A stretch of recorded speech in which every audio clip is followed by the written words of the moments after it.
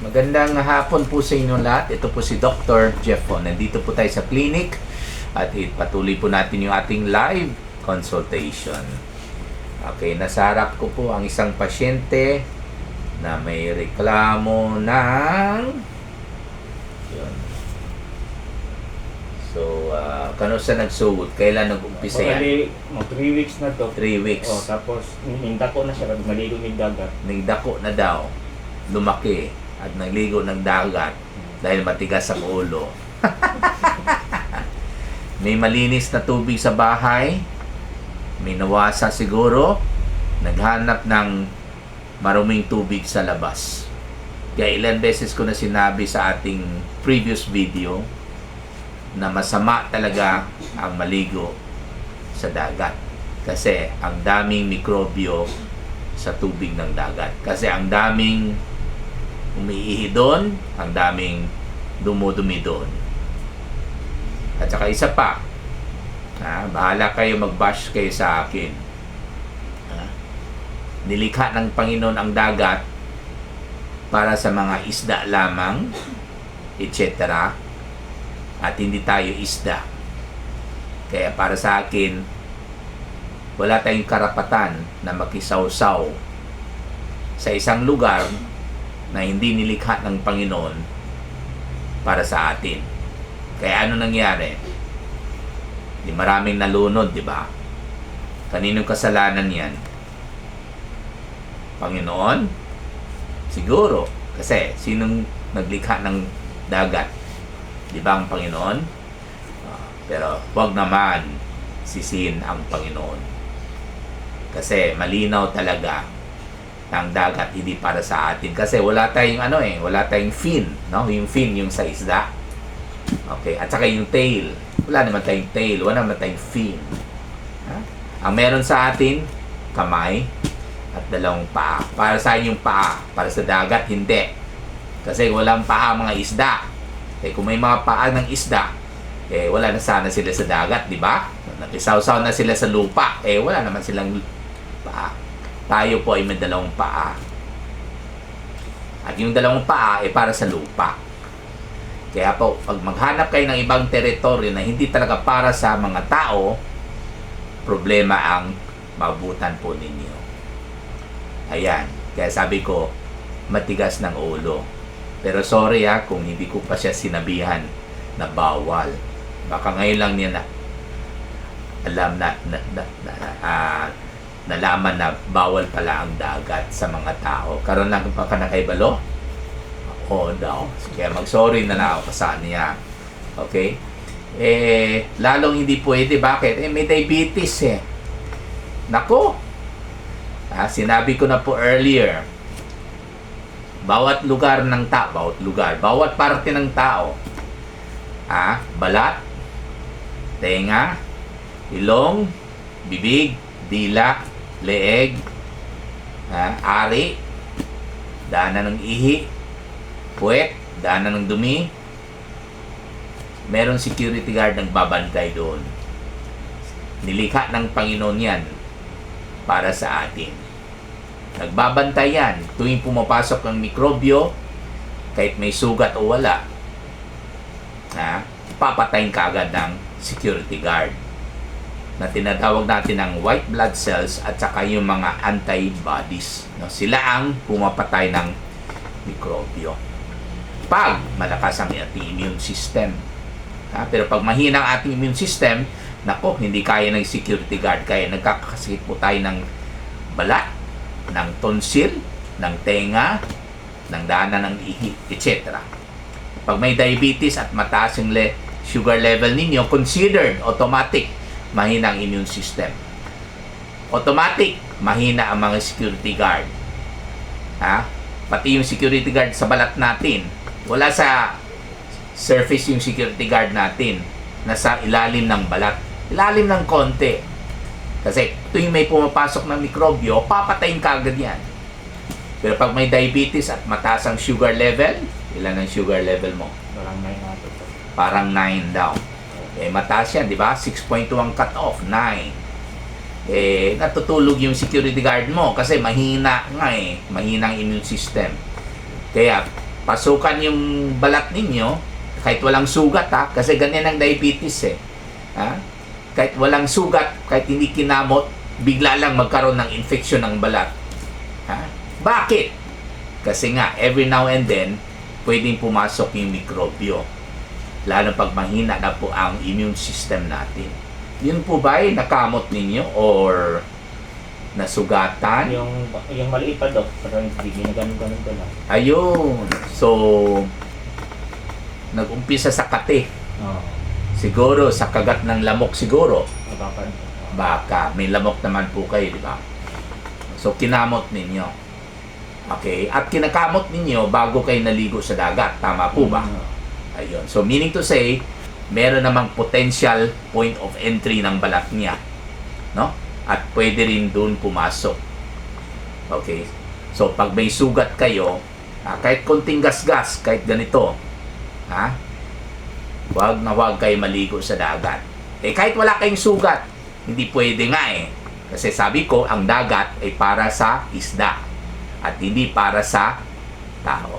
How much more kung mataas ang sugar, may sugat pa dahil kinamot niya, eh syempre, tuwang-tuwa ang mga mikrobyo sa dagat kasi pasukan kaagad yan. At tuwang-tuwa rin mga doktor kasi syempre, mga ilan araw after, ayan, magpakita na sa doktor, di ba? Eh, hindi ako masaya dyan.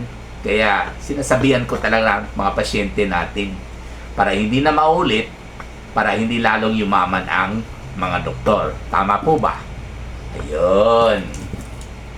So, first time lang may pigsa. Nung bata ko, Dok. Okay. So actually, nag-umpisa sa sugat na infection lang.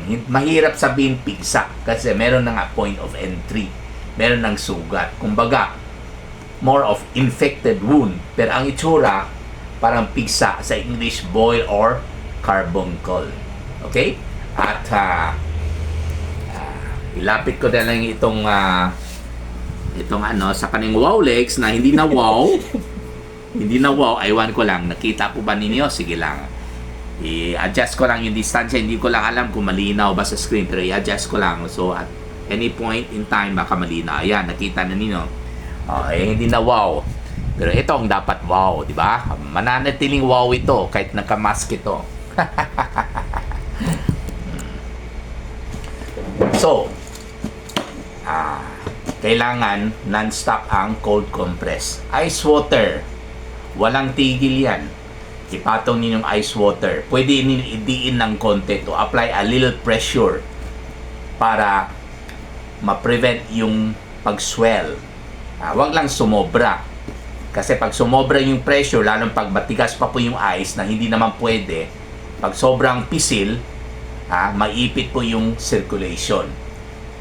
Pag maipit ang circulation, lalo yung mga malilit na ugat sa balat natin na tinatawag natin na capillaries, pag maipit niyan, hindi po makarating yung dugo dyan. Eh ano ngayon, pag hindi makarating yung dugo, eh syempre, hindi rin makarating yung antibiotic kasi ang dugo ang nagdadala ng antibiotic kung saan man may infection. Kaya sinadya ng Panginoon na pag meron infection, meron inflammation. Bakit? Kasi dahil sa inflammation, doon pumupunta yung dugo. Kaya, namumula yung site of infection. So, magaling ang ating Panginoon, sinadya niya na meron tayong inflammation whenever meron tayong injury or infection on any part of our body. Para doon pupunta yung dugo, dadalhin yung antibiotic doon. If not, white blood cells at saka yung antibiotics na nasa dugo na mismo. Kasi long time ago, panahon ni Adan and Eva, wala po antibiotic. Eh wag mong sabihin, hindi po na-infection mga tao doon. Eh baka bihira lang. Kasi, walang walang juice noon walang soft drinks wala masyado siyang may diabetes noon, no? Kaya bihira lang may infection noon siguro, di ba? Alam naman natin pag mga juice soft drinks magkaka-diabetes, magkaka-tonsillitis, magkaka-UTI. Kaya there was no need really for antibiotics before because magaling ang ating Panginoon dahil sinabay na po niya nilikha yung ating immune system in form of antibodies and white blood cells na tinatawag ko po ng security guard para patayin kaagad yung mikrobyo tuwing pumapasok sa ating katawan. At saka noon siguro mas malinis yung tubig sa dagat at saka sa ilog. Kasi wala pang barko noon eh. Kasi pag may barko, saan kaya nila tinatapon yung mga waste nila? Madalas tayo mabasa na sa mga na tinatapon daw sa kahit saan banda sa dagat yung mga waste nila. Siyempre, yung mga waste ng mga pasahero, ng mga empleyado sa barko, di ba? Oh. So yun, mas marumi talaga yung dagat ngayon compared before. Kaya siguro mas wala nagkaka-infection noon, no? Okay?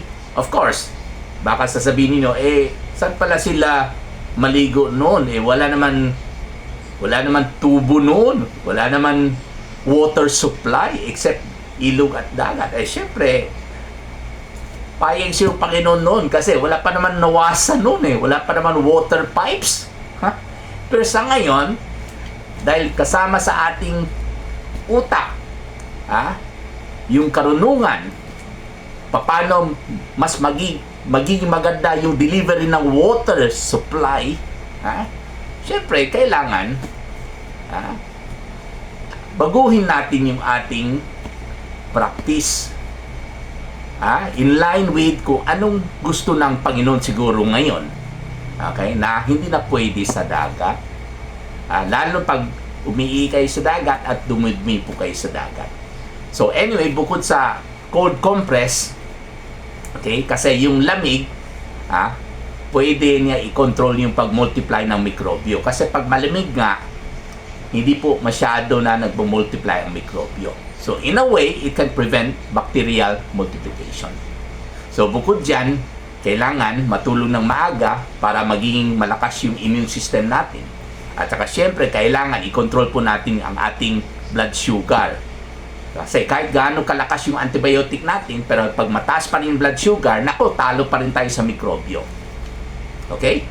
At saka syempre, uminom siya ng antibiotic. Walang iba kundi ciprofloxacin pa rin, 500 mg tablet, 1 tablet 3 times a day for 7 days. Plus syempre, para sa pamamaga, okay, pwede siya uminom ng diclofenac sodium, 50 mg tablet, 1 tablet 3 times a day for 5 days. Maraming salamat po.